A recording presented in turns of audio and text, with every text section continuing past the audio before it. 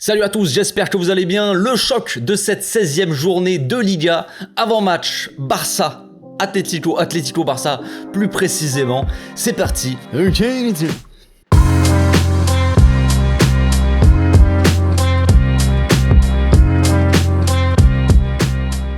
Au passage, n'hésitez pas à vous abonner, liker et commenter. C'est le meilleur moyen de me soutenir et ça fera plaisir à tonton. Bon, cette journée de Liga, elle est assez tendue, j'ai envie de dire. Nous, on se déplace sur le terrain de l'Atlético Madrid. On fait le voyage jusqu'à Madrid dans cette magnifique ville de fraudeurs, de tout ce que tu veux. Et alors que pendant ce temps-là, en ce moment même, peut-être quand tu regardes cette vidéo, à 16h15 précisément, le Real Madrid se déplace sur la pelouse du Villarreal FC. Donc c'est une journée importante, oui, je le sais, les points sont très importants dans la course au titre. On ne sait pas si nous on va gagner des points là-bas, ça fait quand même, voilà, on va en parler après, mais ça fait quand même un bail qu'on n'a pas gagné dans ce stade-là. Pendant ce temps-là, le Real Madrid, est-ce que vraiment ils vont faire un résultat? Est-ce que cette équipe de Villarreal est en forme? Je ne sais pas, j'ai pas trop, je vous avoue que j'ai pas trop regardé ça. Je me suis pas vraiment occupé, j'ai surtout préparé cet avant-match-là. Mais voilà, ça reste un match assez tendu. Il y aura un autre affrontement en plus entre Villarreal et le Real Madrid en Coupe d'Espagne apparemment, alors que nous on a tiré cette magnifique équipe de Division 3 encore une fois du Ceuta qui est dans le sud de l'Espagne. Voilà.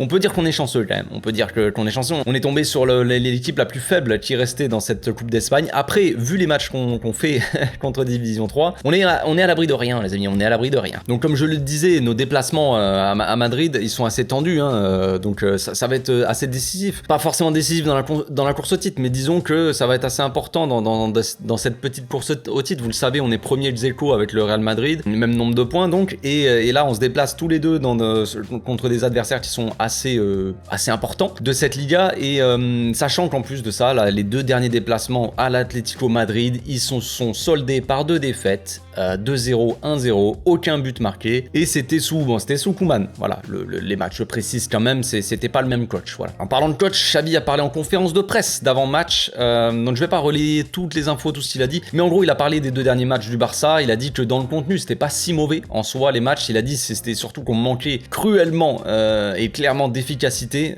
principalement, voilà. Il a parlé un peu de Pablo Torre aussi. Il a dit qu'il allait avoir un rôle peut-être plus important dans le reste de la saison. Voilà, que c'était un joueur qui allait être important pour nous, qu'il était intéressant dans ses déplacements entre les lignes, dans son jeu entre les lignes, et que évidemment il avait une qualité de pied, de coup de pied arrêté, tout ça qui était assez intéressante pour cette équipe. Il a parlé aussi d'Ansu et Ferran Torres, comme quoi ils pouvaient jouer en 9 à la place de Lewandowski. Vous le savez, Lewandowski sera suspendu pour ce match-là. Il a dit que les deux pouvaient jouer en 9, mais qu'ils n'avaient pas forcément le même rôle, le même style, le même profil, plus précisément de jeu. Ferran Torres, c'est un joueur qui se déplace beaucoup, qui crée beaucoup d'espace pour ses coéquipiers, alors que Ansu Fati, c'est un joueur plus positionnel. Il a dit, voilà, c'est pas le même style de joueur. Donc, évidemment, c'est intéressant parce que si on a les deux mêmes styles de joueurs, bon, voilà. Mais il a dit aussi en conférence de presse qu'on manquait clairement d'efficacité, et que contre cette équipe de l'Atlético Madrid qui est assez défensive, qui est assez solide défensivement, assez agressive, qu'on allait avoir besoin d'efficacité dans cette équipe. Donc forcément, si tu mets Ferran Torres en 9, pas sûr que l'efficacité soit optimale, tu vois ce que je veux dire? Compliqué. Donc comme il a dit, il faudra être efficace contre cette équipe qui ne laisse pas forcément beaucoup d'espace et qui défend très bien, qui est assez agressive. L'Atlético est une équipe qui joue avec beaucoup de systèmes de jeu, comme l'a dit Xavi, donc on peut pas vraiment s'adapter, savoir à l'avance ce qu'ils vont faire, mais il y a de très fortes chances qu'ils jouent à 5 derrière, enfin qui joue on va dire à 3 dans l'axe, en 3-4-3, 3-5-2, tu vois, on sait pas trop exactement, mais défensivement, en phase défensive, en gros ils auront 5 défenseurs, ça c'est sûr, avec des pistons qui redescendent défendre assez bas. Je pense qu'il n'y aura pas de doute là-dessus. Si on regarde le classement, on voit que l'Atlético actuellement ils sont 4ème et que nous donc on est premier ex aequo. À domicile cette saison, l'Atlético ils ont fait pas mal de matchs nuls, toutes compétitions confondues, que ça soit en Liga, en Coupe et tout ça. Nous à l'extérieur on a perdu seulement 3 matchs sur 11, c'était évidemment le Classico et l'Inter et le Bayern en Ligue des Champions. Des mauvais souvenirs, je le sais, mais voilà, on a perdu 3 matchs sur 11 déplacements, c'est plutôt correct, on va dire. Concernant l'état de forme de l'Atlético, c'est pas dingue en soi, si on regarde le classement, leur classement sur les 5 derniers matchs, si on prend que les 5 derniers matchs, ils sont 9ème au classement de Liga. C'est pas forcément fou, forcément, nous à côté on est premier. Ils ont perdu 2 matchs, fait 2 matchs nuls, et ils ont gagné 2 matchs aussi. Leur match nul c'était contre l'Espagnol d'ailleurs à domicile 1-1, donc comme nous en fait. Et donc le dernier match qu'ils ont gagné, gagné, c'était donc le week-end dernier contre Elche, 2-0. Ça avait été un match un peu bizarre, j'avais pas vu le match, hein, je vous l'avoue, mais quand même, il s'était pris un carton rouge d'Hermoso, là, le défenseur, et Elche avait pris 2 rouges autour de la mi-temps et en fin de match, donc c'était un match peut-être un peu bizarre, il y a beaucoup de cartons et tout ça, donc les joueurs à surveiller côté Atlético Madrid, évidemment, ce sont Griezmann et Joao Félix, et même Morata, hein, je pense. Comme l'a dit Xavi, il change beaucoup de système, tout ça, donc compliqué un peu de savoir ce qu'ils vont faire, mais l'Atlético c'est une équipe principalement défensive qui pose ton petit bus et après qui attaque un peu et leur façon d'attaquer à mon avis c'est un peu le bordel et ça risque de nous faire assez mal, je pense. Il faudra vraiment être attentif parce qu'en gros cette attaque Morata, Félix, Griezmann, elle est complexe pour nous parce que Morata lui c'est un joueur qui se déplace beaucoup, qui vient chercher le ballon mais qui fait aussi beaucoup d'appels dans la profondeur, qui se balade de gauche à droite tout en largeur, tout ce que tu veux, il se déplace un peu dans tous les sens. Et Griezmann et Joao Félix, ils ont un rôle qui leur convient parfaitement, c'est-à-dire une sorte de rôle de faux neuf, tu vois, mais les deux sont juste derrière Morata qui est en pointe. Donc Griezmann et Joao Félix, c'est des joueurs de ballon, hein, qui sont très bons dans les passes décisives, dans les appels, dans les jeux, les combinaisons dans les petits espaces, tout ça. Donc ça peut aller très vite, ça peut combiner très rapidement et très bien, c'est très technique. Donc les petits Joao Félix et Griezmann, ils se déplacent beaucoup, et ils échangent leur position aussi, ils se baladent un peu partout aussi, ça peut faire très mal. Ça peut faire très mal avec les pistons aussi qui montent, à voir qui jouera en piston, mais à voir si c'est Llorente à droite par exemple qui a une projection assez intéressante. Et de l'autre côté, est-ce que c'est Carrasco qui jouera piston, est-ce que c'est Reguilón, on sait pas trop. Mais attention aux pistons, forcément, ils vont apporter du surnombre en attaque. Et nous, faudra qu'on suive les ailiers aussi, principalement nos ailiers. C'est pour ça que pour moi, Rafinha doit jouer aussi pour sa rigueur défensive. Il nous faudra une certaine rigueur défensive, ce qu'on n'a pas vu contre l'Intercity là en Coupe d'Espagne. Aucune rigueur défensive. On se fait manger par des gars de division 3, c'est pas normal. Donc voilà, ça va être différent là le match contre l'Atlético. Il faudra aussi évidemment faire attention aux coups de pied arrêtés, hein. Je pense que j'ai pas trop besoin de le préciser, mais ils ont des joueurs de tête, eux, de leur côté. Nous, de notre côté, on l'a très bien vu là en couple dans le dernier match. On se fait manger on se fait manger quand il y a des centres ou quand il y a des corners en fait. Et c'est souvent ça. Évidemment, il faudra éviter de faire des fautes bêtes dans la surface, hein, mais normalement, si Marcos Alonso joue pas, et Eric Garcia, bon, ça devrait aller. D'ailleurs, au passage, petite chose marrante, on va dire, en conférence de presse, ça doit être un journaliste madrilène, j'imagine, qui a posé la question à Xavi. Il a dit, par rapport au match de Coupe d'Espagne, il a dit, je sais plus exactement comment il pose la question, mais en gros, il a dit le terme, vous avez été quasi éliminé. Et du coup, ça a fait tilter un peu Xavi, qui a rigolé un peu vite fait, quoi. Je pense qu'il avait envie de le démarrer, le type. Mais ça m'a fait un peu rire aussi. Il a dit, comment ça, quasi éliminé, quoi. Il a dit, l'autre équipe a gagné de 1 but, donc je pense qu'il parlait du Real qui avait gagné 1-0, mais nous on est quasi éliminés. Donc l'autre il était un peu gêné, le journaliste, il a commencé à se faire dessus un petit peu. Ça c'est un détail, et donc Xavi restait sur quasi éliminé, machin, il rigolait. Et après il dit tout le monde est passé. En gros c'est ce que disent les journalistes, en gros c'est ce qui veut dire, c'est que les journalistes disent tout le monde est passé. Ouais, tu passes au tour suivant, mais nous on a été quasi éliminés, tu vois, c'est ça le terme en fait utilisé est différent pour le Barça. Les autres qui ont gagné d'un score limite, ils sont passés. Nous, on a été quasi éliminés. Ok, d'accord, si tu veux. Bon, c'est pas la même façon de montrer les choses, mais bon, soit. Et après, il a fini par lui dire aussi, t'aurais aimé en gros. T'aurais aimé qu'on soit éliminé. Et l'autre il a dit non, il s'est fait dessus et après il a dû aller changer sa couche, j'imagine. Je sais pas comment ça s'est fini la conférence de presse. Donc à quoi s'attendre pour cette composition d'équipe? Est-ce que Xavi va rester dans le classique, on va dire 4-3-3? Est-ce qu'il va tenter un coup tactique comme on avait pu voir contre Bilbao, je crois, pour déstabiliser un peu cette équipe? Il avait mis Pedri en faux ailier qui rentrait dans l'axe avec un double pivot, Busquets, Frenkie, c'est ce qu'il avait dit en conférence, c'est ce qu'il a dit aussi en conférence de presse tout à l'heure. Il a dit que Busquets pouvait très bien jouer avec Frenkie. Voilà, et après ça fait parler sur Twitter, mais comme d'hab. Mais je pense que c'est plus pour brouiller un peu les pistes, pour pas dire carrément il va pas donner sa compo maintenant, hein, non plus, hein, le type. Je pense pas qu'on voit Busquets vraiment, parce que, enfin, pas titulaire. Après, peut-être que je me trompe, mais le gars a quand même joué 120 minutes contre l'Intercity. Il est pas sorti. Il aurait très bien pu être opposé à la place, et Frenkie rentre à sa place, en gros, qui souffle un peu pour le match. Là, il est pas sorti. Ça me paraît quand même étonnant qu'il soit titulaire. Donc, on va passer maintenant à la composition d'équipe, ma composition d'équipe.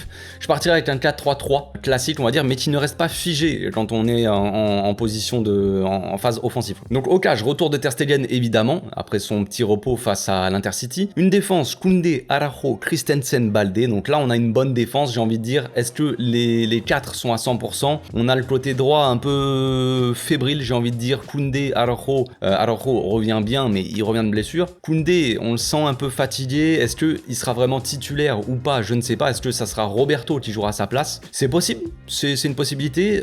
Moi, je partirai quand même avec Koundé, évidemment, parce que en phase offensive, je ferai monter Baldé, qui prendrait le couloir, tu vois, et je ferai une défense à 3 comme ça, Koundé, Araujo, Christensen. Comme vous le savez, Jordi Alba est suspendu, donc Baldé sera évidemment titulaire. Marcos Alonso est une catastrophe, donc j'espère qu'il jouera pas. Christensen, lui, il a pu se proposer un peu pour la coupe, donc il sera au top. Comme je l'ai dit, Koundé, il accuse un peu le coup, j'ai envie de dire, après sa coupe du monde un peu compliquée, psychologiquement, il est peut-être un peu fatigué aussi, donc à voir s'il joue, mais c'est possible qu'on ait Roberto, comme je l'ai dit, mais moi je partirai, comme je l'ai dit, avec Koundé.